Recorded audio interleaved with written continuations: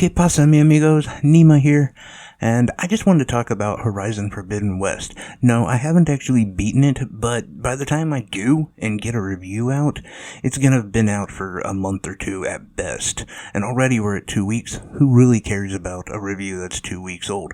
So I just wanted to give my thoughts on it, and also let you know that I am streaming it about every other day. In between, I'm also streaming Elden Ring and some Pokemon Arceus and stuff like that, but I'll put my Twitch down below.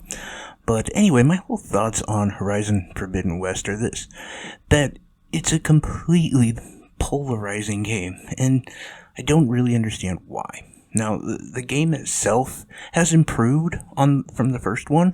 If you played the first one, you understood that the controls were pretty tanky, the melee kind of stunk on it, and the story, while interesting, it was also really confusing, and it kind of took you on a ride for a while. And I don't know about you guys, but me personally, I got lost multiple times when I was playing that game. Not physically, but where the narrative was. And the sequel so far, they've improved on the controls.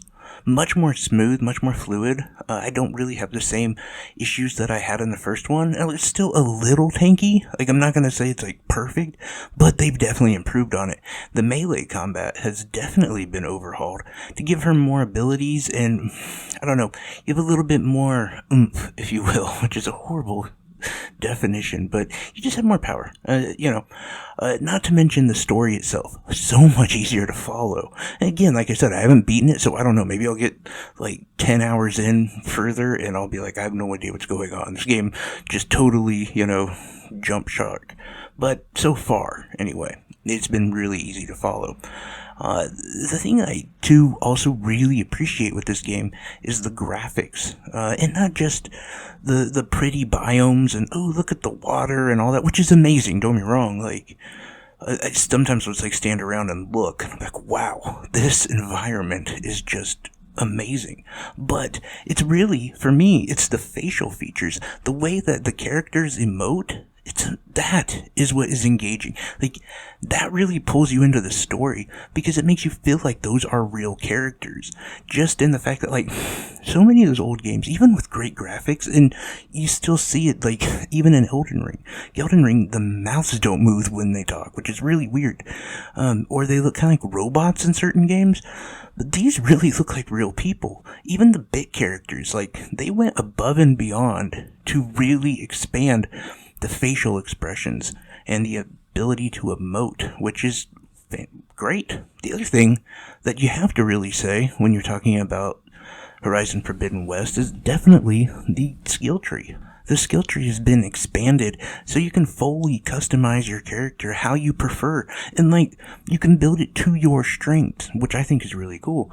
I am torn on which way to build my Aloy. I've kind of just been doing a lot of the ranged combat, even though I have noticed that significant difference in melee combat. But there's just so many options and so many ways to build her up, and I really respect the fact that they would grow in that way. Now, as far as those things being set as really good aspects of the game, I also have to say the exploration, it's a little bit different. I don't see it as the kind of Ubisoft cluttered map. At first I kind of did, to be honest, but as I played a little bit more, I can see that each one of these things is a little bit more significant and relates more to the story or into building your character up by giving it better equipment or giving her better armor or what have you. But the exploration in general, especially underwater, that's obviously gonna be great.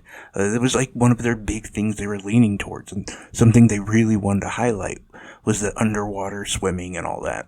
Which leads me to another bright spot of the game, and that's just your options for traversing. You can slide on the ground for seemingly forever, which I know people mock and meme the hell out of it, but I actually think it's pretty fun, so I don't care. The gliding, which I know a lot of people are comparing it to Legend of Zelda, and that's, I don't know, I think it's a bad comparison, because she's literally taking a shield and gliding, as where, yeah, with Link it was something different. It was literally just a glider, but anyway, you have any sort of mount you want to override and take control of, as well as just fast travel. So, like, there's a ton of options, and I gotta be honest, one of my favorite things to do in the game is to climb up as high as I can and just glide. It's a lot of fun, and, like, it's a thing you want to do in Breath of the Wild, but unfortunately, like, Nintendo's graphics aren't that great, as where with the PlayStation 5, you can see a lot. Like, you can get some really, really beautiful imagery.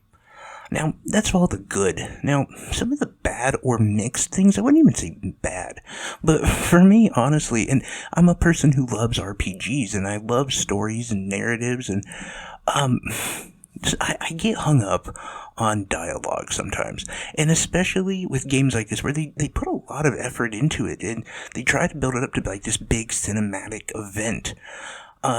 Much like Spider-Man and Miles Morales did, and those were done really well.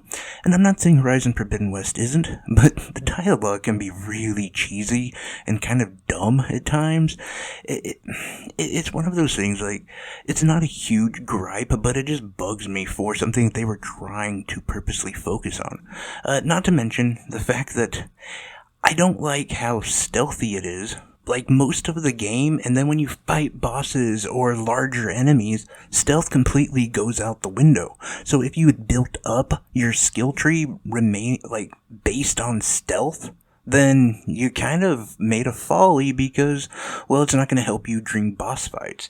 It's just little problems like that I have an issue with.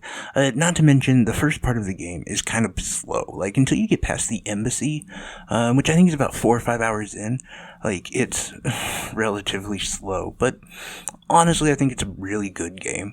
I would definitely give it like a good 8.5 out of 10. I thoroughly enjoyed it, and I think people should pick it up if you're somewhat interested. Anyway, guys, thank you so much for checking out my videos. Please like, subscribe, do all that fun stuff. I appreciate you. Take care.